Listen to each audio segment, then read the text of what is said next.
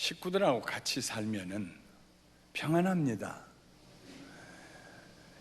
식구들하고 같이 사는 인간관계가 그렇게 모나지도 않고 어떻게 살면은 서로 잘 부드럽게 사는가도 익숙해졌기 때문입니다. 그런데 그런 편안한 가정의 인간관계에 어떤 사람이 하나 찾아와서 그것도 오래 머물게 되면은 어쩔 수 없이 그 자리를 만들어줘야 되기 때문에 서로 틀이 바꿔지고 움직이면서 긴장관계가 생기고, 그리고 잊혀졌던 누가 더 나은가 하는 경쟁심도 생기게 마련입니다. 레아와 라헬은 자매간입니다. 이전에는 서로 사랑하는 언니, 사랑하는 동생 하며 살았어요. 그런데 갑자기 멀리서 말로만 듣던 외사촌 오라버니가 찾아왔습니다. 야곱이라고 하는. 모든 청년들은 다 잘생겼잖아요. 그때 장가 가야지요.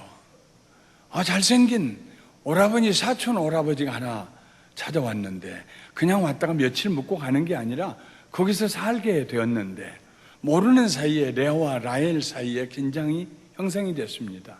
그래서 서로 좀 밀어내기도 하고, 오라버니 함께 좀 이리 가라 하고, 그렇게 해서 긴장관계가 생겼습니다. 이전에는 모르고 지냈는데 레아와 라헬 사이에 누가 더 예쁜가, 이런 것들도 이제는 관심을 갖게 되었습니다. 성경에 라반에게 두 딸이 있으니, 라반은 야곱의 외삼촌입니다. 라반에게 두 딸이 있으니 언니의 이름은 레아요 아우의 이름은 라헬이라. 레아는 시력이 약하고 라헬은 곱고 아리따우니 야곱이 라헬을 더 사랑함으로 대답하되 내가 외삼촌의 작은 딸 라헬을 위하여 외삼촌에게 7년을 섬기리이다. 그냥 와서 일하는 조카 야곱이 미안해서 외삼촌이 내가 너에게 품삯을 무엇으로 줬으면 좋겠냐 그러니까 야곱이 하는 말입니다. 내가 외삼촌의 둘째 딸 라헬을 사랑하니 그를 위해서 내가 7년을 봉사하겠습니다. 임금을 받지 아니하고 모슴처럼 살겠습니다. 7년이 지나면 저에게 그 딸을 아내로 주십시오 하는 말입니다. 그런데 그 앞에 있는 말씀이 미묘합니다. 언니 레아는 시력이 좋지 않았어요. 멀리 있는 사람은 알아보지를 못합니다. 풍경도 경치도 알지 못합니다. 양 중에 한 마리가 멀리 떠나가도 볼 수가 없으니까 늘 양을 잃어버리고 살았을 것입니다. 사람이 가까이 온 뒤에야 한 1m, 2m 앞에 온 다음에야 아이고 안녕하세요. 그래서 사람들이 같이 인사하러 가까이 온 사람들을 당황하게 만들었을지도 모릅니다. 레아는 시력이 좋지 않았다 하는 말은 라헬은 시력도 좋았다는 말입니다. 동생 라헬은 곱고 아리따웠다, 아름다웠다, 곱고 아름다웠다. 이 말은 상대적으로 레아는 그런 고움이, 아름다움이 없었다는 말입니다. 그러니까 언니 레아는 시력만 약해가지고 항상 두리번거리고 손을 허우적거리고, 반면에 라헬은 동생은 아름답고 곱고 사람 눈은 다 똑같잖아요. 그래서 야곱이 레아가 아닌 라헬을 사랑하게 됩니다. 야곱이 라헬을 위하여 7년 동안 라반을 섬겼으나 그를 사랑하는 까닭에 7년을 며칠같이 여겼더라. 야곱이 라반에게 이르되 내 기한이 찼으니 내 아내를 내게 주소서. 내가 그에게 들어가겠나이다. 7년의 기한이 차고 결혼 준비가 끝나고 신방이 차려지고 이제 라헬을 야곱이 아내로 맞이하는 그런 때가 되었습니다. 그런데 그날 저녁 기묘한 일이 일어났습니다. 라헬이 들어가야 될 그 신방의 자리에 아버지 라반이 라헬 대신 큰딸 레아를 집어넣었어요. 아무도 몰랐습니다. 아마 잔치하고 포도주로 권하게 되어서 야곱이 라헬에게 건의하고 들어가서 첫날 밤을 지냈는데 아침에 일어나 동이 트면서 보니까는 레아입니다. 얼마나 놀랐겠어요. 놀라는 야곱은 그만두고 레아는 그 밤에 잠을 이루었겠습니까? 날 새면은 내가 누군지 알 터인데. 큰딸을 집어넣어놓고 난 다음에 라반은 편안하게 잠들었겠습니까? 언니가 자기 대신 들어간 그날 저녁에 라헬은 편안하게 잠들었겠습니까? 모든 것이 뒤죽박죽이 되었습니다. 뒷날 아침에 콧김을 씩씩거리면서 외삼촌 라반에게 항의하기 위해서 찾아온 야곱에게 라반은 말합니다. 우리 지방에서는 작은 딸을 큰 딸 앞서서 보낸 적이 없다. 그러니까 7일 동안 이 레아를 위하여서 네가 남편 노릇하고 7일이 지난 다음에 동생 라헬을 보내줄 터이니까 그 라헬을 위해서 네가 7년 더 일해라. 7일이 지나고 라헬을 둘째 아내로 맞은 야곱은 성경에 보면은 레아보다 라헬을 더 사랑하였더라 하고 기록되어 있습니다. 레아보다 라헬을 더 사랑하였더라. 세상에 사랑의 차별을 받는 것보다 더 가슴 아픈 일이 어디 있겠습니까? 그 차별이 시력이나 미모와 같은 외모 때문이라면 더 아픔이 컸을 것입니다. 레아는 나는 사랑받지 못한 사람이다. 나는 있어서는 안 될 자리에 꽂아놓은 보릿자루처럼 있게 된 존재이다. 나는 남편과 동생 라헬의 관계에 덤으로 얹혀 사는 인생이다. 이런 생각을 했을 것입니다. 우리 한국식으로 얘기하면 어쩌면 그렇게 팔자가 기구한지. 그날 저녁에 아버지가 갑자기 레아를 불러가지고 레아야 레아야 옷 깨끗이 차려입고 목욕하고 향수를 발라라. 왜요? 동생 결혼하는데 내가 왜 그래야 돼요? 아니야. 오늘 저녁에 내가 들어가야 된다. 무슨 말씀이에요, 아버지? 레아는 그때 무슨 생각을 했을까요? 야곱이 그의 동생 라헬을 연모하고 있는 것을 다 아는데 남의 눈을 피하여서 해가 지기만 하면 둘이 손을 잡고 걸어가는 것을 수도 없이 보았는데 레아는 그날 저녁에 아버지에게 무슨 얘기를 했을까요? 아버지는 레아에게 무슨 말을 했을까요? 혹시라도 아버지가 레아야 우리 솔직하게 터놓고 얘기 좀 해보자. 이런 기회가 아니면 너를 데려갈 남자가 누가 있겠느냐라고 말이라도 했다면 그렇게 참담한 말을 어디서 또 들을 수 있겠습니까? 그런 말은 아무리 부드러운 단어를 사용해도 아무리 부드럽게 억양을 꾸며도 사람의 가슴에 비수처럼 꽂히는 말입니다. 하룻밤을 지난 후에 놀라고 실망하며 아버지에게 따지기 위해 방을 나가는 그녀의 새신랑 야곱의 뒷모습을 보면서 레아는 무슨 생각을 했을까요? 결혼 후 처음 만난 날부터 레아는 눈물로 탄식하며 마치 메마른 가을 나무잎을 밟는 것처럼 메마른 인생을 살아가기 시작합니다. 이런 생각을 했을 것입니다. 나는 부스러기다. 부스러기 인생이다. 어디다도 쓸모가 없는, 어디에 놓아도 격에 맞지 않는, 남편에게 연합될 희망도 없고 여지도 없는 존재이다. 기껏 남편이 나를 좀 불쌍히 여겨주기를 구걸하며 그의 눈빛을 바라보며 찾아야 할 인생이다. 살아가야 할 인생이다. 레아는 끊임없이 그의 남편을 중심으로 자기를 이해했습니다. 그러니까 불행은 더 가중됐습니다. 애쓰고 수고해도 사랑받고 싶어하는 삶의 갈증은 마치 바닷물을 마시는 것처럼 점점 더 깊어만 갔습니다. 시기와 질투가 가슴에 가득했습니다. 그것도 남에 대한 시기와 질투가 아니라 동생에 대한 시기와 질투이다 보니 애증이 일어납니다. 한편으로는 사랑하고 한편으로는 미웁고 사라지지 않습니다. 그의 삶은 마치 부엌을 빠져나가려는 연기 한 가닥을 잡으려는 것 같이 허무했습니다.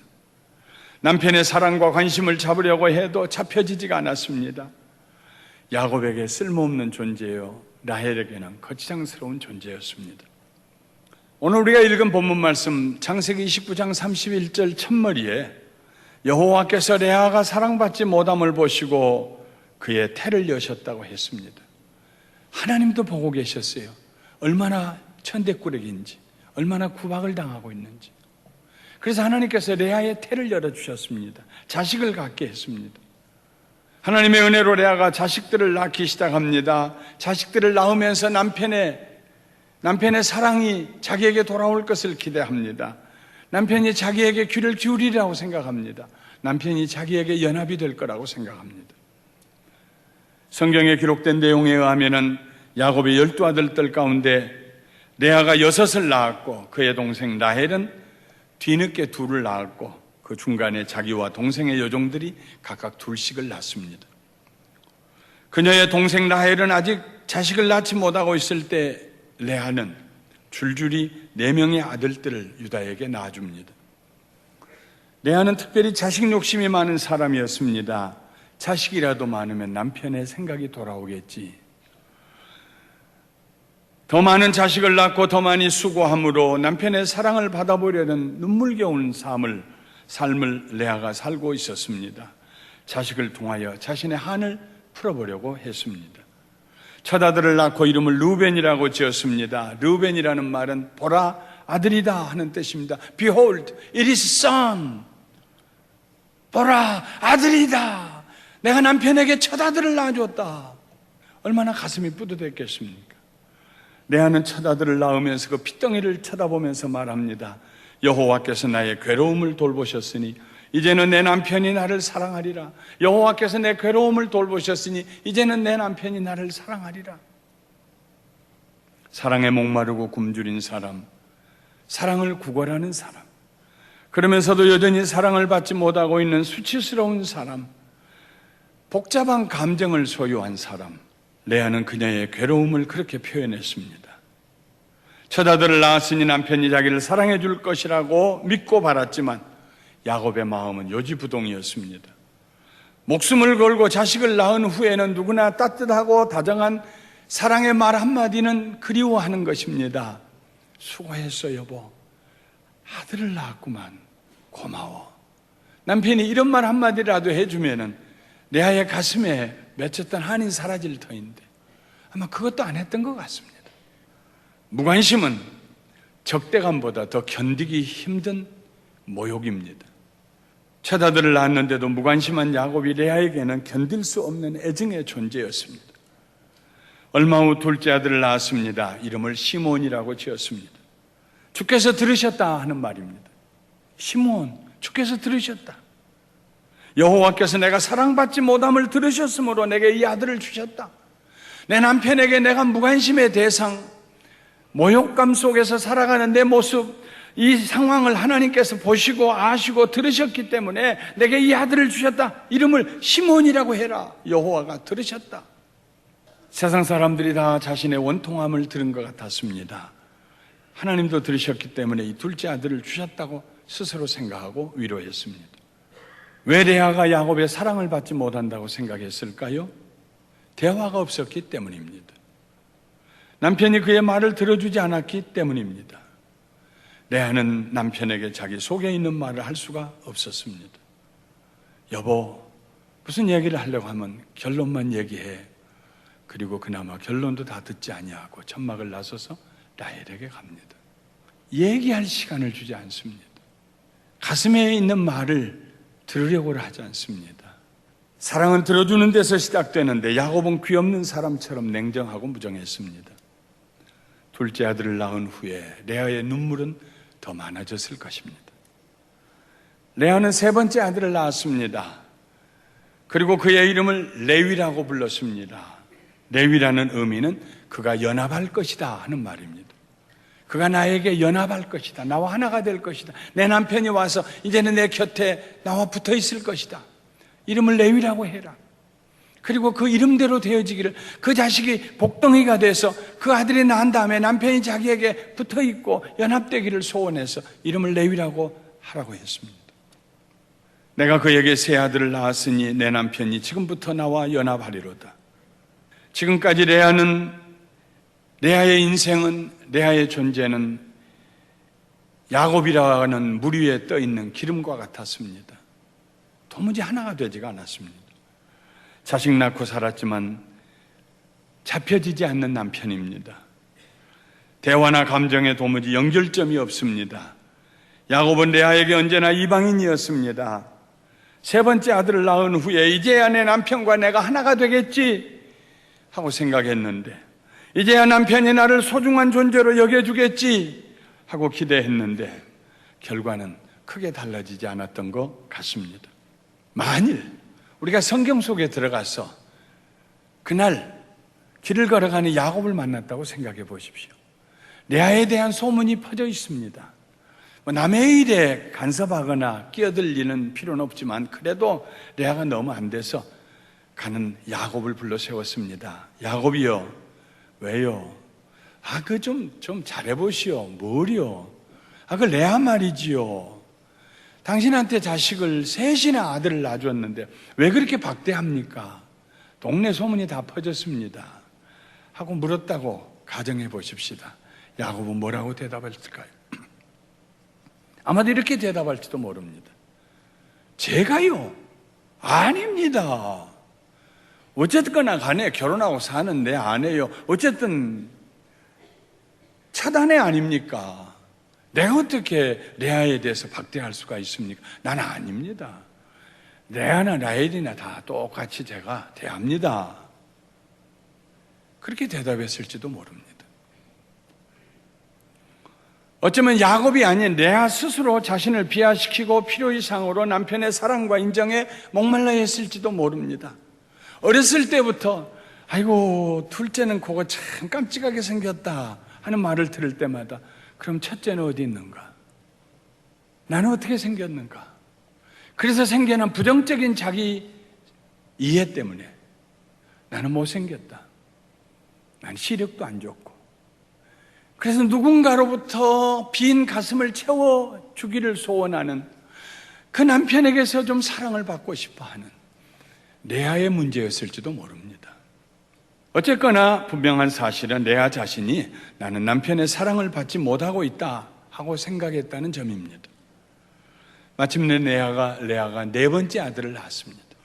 그리고 이름을 유다라고 불렀습니다. 유다라는 이름은 찬송합니다, 감사합니다 이런 뜻입니다. 아들을 낳고 네 번째 아들을 낳았소 하는 말을 들으면서 산파의 이야기를 들으면서 유다라고 부르세요. 그리고 말을 덧붙입니다. 내가 이제는 여호와를 찬송하리로다. This time, 이번에는 I will praise the Lord. 이번에는 내 남편에게 사랑 구걸하는 거 그것 때문에 이름 붙이지 않을 거야. 이번에는 내가 여호와를 찬송할 거야. 유다라고 하세요. From now on, I will praise my Lord. 내가 내 주님을 찬양할 것입니다. 이제까지 아이들의 출산을 남편 야곱과의 관계 속에서 해석했던 피곤한 일을 레아는 그만두기로 작정합니다. 아들을 낳아주면 남편이 자기를 사랑하거나 자기의 말에 귀를 기울이거나 자신에게 좀 더 많은 시간 붙어 있을 것이라고 생각했던 그 피곤한 생각을 이제는 그만두겠다고 다짐합니다. 그리고 이제는 단순하게 하나님을 찬양하고 하나님께만 감사하겠다고 결심합니다. 그동안에는 자기의 수고를 통하여 자기의 한을 풀어보려고 했는데 유다를 낳은 후에는 내가 이제 하나님만을 이제부터는 찬송하리라고 고백하면서 그 지긋지긋한 애증에서 벗어납니다. 자기 자신에게 거대한 선물을 선물합니다.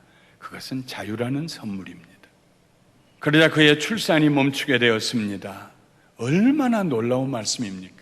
우리가 읽었던 말씀에 창세기 29장 31절의 첫머리는 하나님께서 레아가 야곱으로부터 사랑받지 못한 그 고통을 보시고 태문을 열어주셨다고 그랬어요. 남편에게 사랑받지 못하는 그 고통, 눈물을 보시고 태를 열어주셔서 아들들을 낳게 하셨어요. 줄줄이 아들을 낳았어요. 4명째 낳았을 때에 내 남편 이제는 사랑할 것이다. 이름을 르우벤이라고 하여라. 이제부터는 내 남편이 내 말에 귀를 기울일 것이다. 시몬이라고 하세요. 이제부터는 내 남편이 내게 좀 더 오래 붙어 있을 것입니다. 레위라고 하세요. 했었는데 4번째 아들 낳고 난 다음에 남편 생각도 하지 아니하고 여호와를 찬양하겠습니다. 이제부터는. 그때 레아의 고통스러운 출산이 멈춥니다. 사랑받지 못한 고통 때문에 눈물을 냈던 레아에서 눈물을 씻겨주신 하나님, 남편의 사랑에 목을 매달지 않기로 작정하고 하나님을 찬양하겠다고 마음에 결심한 그 레아에게 됐구나, 그럼 됐다 하고 출산이 멈추게 해주십니다. 하나님이 하신 일이 끝났다는 것입니다. 레아의 마음이 치료받았다는 것입니다. 회복됐다는 것입니다. 하나님 한 분만으로 만족하다고 춤을 출 수 있게 되었다는 것입니다. 물론 문제는 여전히 거기 있었습니다. 야곱은 변하지 않았습니다. 여전히 눈에 띄게 라헬을 사랑했습니다. 그러나 하나님을 찬양할 때 더 이상 레아는 남편의 사랑을 구걸하지 않게 됩니다. 그녀의 가슴 속에 있던 고통의 눈물이 그칩니다. 그리고 하나님의 사랑이 그녀에게 흘러들어왔습니다. 하나님을 찬양하고 하나님께 감사드릴 때 레아의 자기 이해가 변화되었습니다. 나는 시력도 나빠. 저게 뭔가 하고 밤낮 손이 먼저 나가. 나는 내 동생보다 훨씬 더 미모가 못해. 누가 나 같은 사람 데려가겠는가. 그렇게 껴붙이기 해서라도 팔아야지 내 인생. 그랬던 레아가 나는 이제 하나님을 찬양하겠습니다 하는 순간에 모든 그녀를 얽어맸던 쇠사슬이 풀려나가고 자유하게 되고 자기가 얼마나 존귀한 존재인가에 대한 새로운 self-understanding, identity를 찾게 됩니다. 시편 40편 2절에 나를 기가 막힐 웅덩이와 수렁에서 끌어올리시고 내 발을 반석 위에 두사 내 걸음을 견고하게 하셨다 했습니다. 그 깊은 수렁에 빠졌어요. 때로는 스스로 빠진 사람이 있어요. 나같이 못난 거 비난받아 마땅하지. 스스로 빠져들어갔어요. 스스로 깊은 구덩이에 빠진 사람은 건져낼 방식이 없습니다. 건져낼 길이 없습니다. 줄을 내려줘도 안 잡는데요. 사다리를 내려줘도 안 올라오는데요. 어떻게 건져냅니까? 깊은 웅덩이에 빠진 사람을 건져내실 분은 오직 하나님밖에 계시지 않습니다. 하나님이 붙잡으시고 그 스운 손으로 능력의 표신 오른팔로 붙잡아서 건져내십니다. 번쩍 들어서 내셔서 반석 위에, 바위 위에 세워놓으십니다. 흔들리지 않는 곳에, 다시 주저앉지 않을 곳에. 영적으로 자기 이해가 달라지면 됩니다. 자기가 서 있는 위치가 달라지면 됩니다. 언제 그런 일이 일어납니까? 하나님을 찬양할 때 일어납니다. 여기서 찬양은 단순히 찬송가 몇 장 펴서서 노래합시다, 찬송합시다 하는 그런 의미, 그 이상입니다. 하나님을 바라보고 하나님께 감사하고 하나님을 높여드리며 하나님으로 즐거워하는, 오직 내 마음속에 있는 보좌에 하나님의 앉아 계심을 느끼는, 그래서 하나님 때문에 내가 늘 독수리처럼 날개를 펴고 위로 비상하여 올라가는, 하나님 앞에서 자기 인식이 변화된 사람, 그 사람이 하나님을 찬양하는 사람입니다. 하나님의 실제와 하나님의 임재하심을 마음으로 믿고 깨닫고 고백하는 사람, 하나님의 계심과 그를 찾는 자에게 상 주시는 자이심을 믿는 사람, 이런 사람은 어떤 경우에도 나는 부족함이 없습니다 하고 말할 수 있습니다. 나는 만족합니다 하고 말할 수 있습니다. 평안이 그의 마음에 가득 차게 됩니다. 더 이상 다른 사람들의 인정을 받으려고 몸부림치지 않습니다. 하나님께서 나의 가치를 인정해 주시고 내 존귀함을 알아주시기 때문입니다. 하나님께서 내 말을 듣고 계시기 때문입니다. 하나님의 사랑이 내게 부어지는데 너무 엄청나게 부어져서 빈 구석이 없어요. 누구의 도움도 필요하지 않아요. 누구에게 구걸할 필요가 없어요. 만족해요. 여호와는 나의 목자시니 내게 부족함이 없으리로다 고백하며 살아요. 이렇게 하나님을 찬양함으로 자유롭게 된 사람 중에 대표적인 사람이 다윗입니다. 그는 쫓겨다니고 자기의 아내가, 자기 장인 사울 왕이 자기 아내를 뺏어다가 다른 사람에게 주어버리고, 세상에 그런 모욕이 어디 있습니까? 이보다 더 분한 일이 어디 있습니까? 아내를 빼앗겼는데요. 두 눈 멀쩡하게 뜨고 있는 상황에서, 그리고 장인이 자기를 잡아 죽이려고 그렇게 쫓아다니는, 보통 사람의 눈으로 보면 다윗은 시궁창에 빠져도 깊이 빠진 사람입니다. 그러나 그는 빠질 수가 없었어요. 하나님이 그와 함께 하셨기 때문에. 시편 23편의 마지막 2절에서 다윗은 말합니다. 주께서 내 원수의 눈앞에서 내게 상을 차려주시고 잔치상을 차려주시고 기름을 내 머리에 부으셨으니 내 잔이 넘치나이다. 내 평생의 선하심과 인자하심이 반드시 나를 따르리니 내가 여호와의 집에 영원히 살리로다. 한마디로 얘기하면 하나님이 나를 사랑하십니다. 나는 사랑에 갈증이 없습니다. 하나님의 사랑이 너무나 큽니다. 자나 깨나 주의 선하심과 나를 향해서 가진 하나님의 선한 생각과 하나님의 인자하심이 unfailing love, 하나님의 인자하심, 끝없는, 다함이 없는, 모자라지 않는 하나님의 사랑이 늘 저와 함께 하시고 나를 따라다닙니다. 내게 부족함이 없습니다. 나는 사랑받는 존재입니다. 다윗은 하나님께서 자기를 잘 알고 계신다고 노래합니다. 시편 139편 1절부터 4절에 여호와여, 주께서 나를 살펴보셨으므로 나를 아시나이다. 주께서 내가 앉고 일어섬을 아시고 멀리서도 나의 생각을 밝게 하시오니 나의 모든 길과 내가 눕는 것을 살펴보셨으므로 나의 모든 행위를 익히 하시오니 여호와여, 내 혀의 말을 알지 못하는 것이 하나도 없으시니이다. 내 아는 내 남편이 나를 이제는 들을 것입니다. 이름을 시므온이라고 해라. 다윗은 아니요, 하나님은 내 생각을 알지 못하는 것이 없으시고 내 말이 해서 입을 통해서 나가서 공기에 파장을 일으켜서 다른 사람 귀에 들려서 아는 것이 아니라 그 말이 내 혀에서 나가기도 전에 하나님은 이미 알고 계십니다. 들으시는 하나님, 내 사정을 들으시는 하나님, 나를 아시는 하나님 뿐만 아니라 같은 시편 139편에서 다윗은 하나님이 나를 떠나지 않으신다고 고백합니다. 내가 주의 영을 떠나 어디로 가며 주의 앞에서 어디로 피하리까? 내가 하늘에 올라갈지라도 거기 계시며 수월에 내 자리를 펼지라도 거기 계시나이다. 내가 새벽 날개를 치며 바다 끝에 가서 거주할지라도 거기서도 주의 손이 나를 인도하시며 주의 오른손이 나를 붙드시리이다. 시편 139편 7절부터 10절에 있는 말씀입니다. 어디를 가도 하나님을 떠날 수가 없습니다.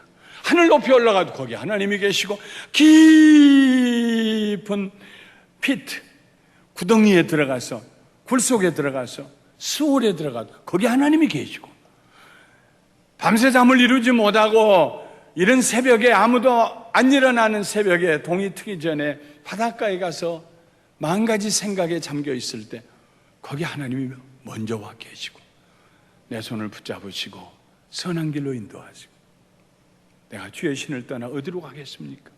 하나님이 우리와 함께 하시면 임마누엘의 하나님은 우리를 떠나지 아니하신 하나님입니다. 할렐루야. 내가 너를 버리지 아니하리라. 내가 너와 함께 하리라. 우리는 하나님을 잊어버리고 살지만 하나님 우리 잊지 아니하신 하나님이죠. 이것이 찬양의 축복입니다.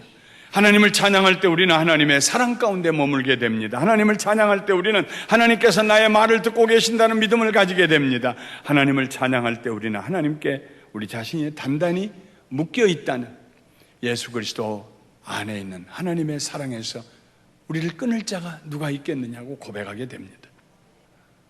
그때 우리는 다른 사람에게 사랑받지 못한 슬픔이 그칩니다. 주님께서 주시는 기쁨이 채워집니다. 하나님의 무조건적인 사랑, 우리를 사랑하사 그의 아들을 십자가 위에 내놓으신 그 사랑, 끝까지 사랑하시는 그 광대하시고 한량없는 사랑을 가슴속 깊이 들이마실 수 있게 됩니다. 하나님의 그 사랑이 너무나 크기 때문에 다른 사랑에 목말라 할 필요가 없습니다. 하나님의 사랑이 너무 순전하기 때문에 가짜 사랑을 찾으려고 먼 길을 찾아다닐 필요가 없습니다. 오히려 하나님의 주신 사랑으로 다른 사람을 사랑할 수 있게 됩니다. 사랑하는 성도 여러분, 레아가 남편에게 사랑받으려고 하던 그 간절한 심정, 남편이 내 말 좀 들어주었으면, 남편이 내 곁에 조금이라도 좀 더 오래 붙어 있으면, 그렇게 구걸하던 그의 심정을 털어버리고 난 이제 하나님만 찬양하겠습니다 하고 그의 시선을 여호와 하나님에게 돌릴 때에, 그리고 그가 네 번째 낳은 아들의 이름을 유다, 찬양합니다라고 해라, 유다 하고 붙였을 때, 지금 있는 저 유대인들 주이시 피플의 이름이 그 레아가 네 번째 낳은 아들 유다의 이름으로 불리우고 있습니다. 그리고 그 유다의 후손 가운데 예수님이 오셨고 예수님이 우리를 자유하게 해주셨습니다. 얼마나 큰 축복입니까? 하나님을 바라봤을 때, 모든 세상적인 마셔도 해갈되지 아니하는 물을 마시는 것을 포기했을 때, 하나님을 바라봤을 때, 아마도 그날 이후에 레아는 남편에게 뭘 요구하는 사람이 아니라 남편에게 주는 사람이 되었을 것입니다. 건강 조심해요, 여보. 가보아요. 너무 오래 여기 있었어요. 아니, 온 지 얼마 안 됐는데. 아이, 나는 자식이라도 있지만 동생 대하는 아무도 없잖아. 그 천막으로 좀 가요. 아니, 나 조금 더 있다 가면 안 될래? 아니, 그냥 가라니까 좀. 나는 애 보는데 피곤해. 레아의 삶이 바꿔졌어요. 가슴이 충만하고 부자가 되니까. 사랑하는 성도 여러분, 하나님을 사랑하시고 하나님을 찬양하는 가운데 여러분과 내 삶이 이렇게 변화되시기를 주님의 이름으로 축원합니다.